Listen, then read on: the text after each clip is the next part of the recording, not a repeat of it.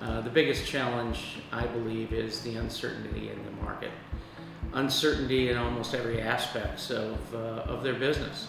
Where is the housing market going? It's actually pretty good. Fiber market in New England's pretty good. But uncertainty is just the biggest challenge that these guys have today, I think.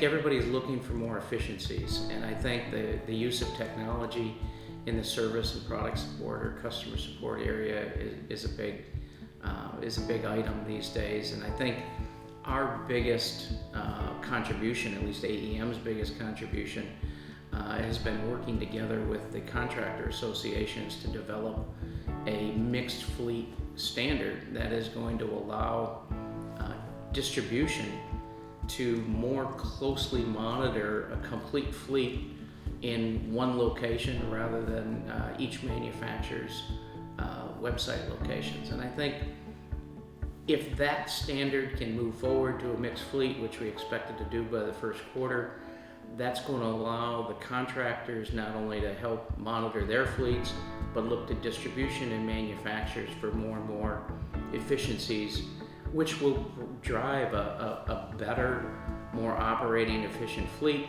which should provide profits back to the contractor, the dealer, and the manufacturer.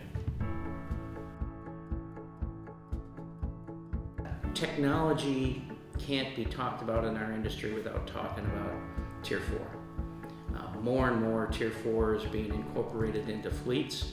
The challenge with that technology is the fuel systems and all of the fuel supplemental products that have to be used. They have to be cleaned.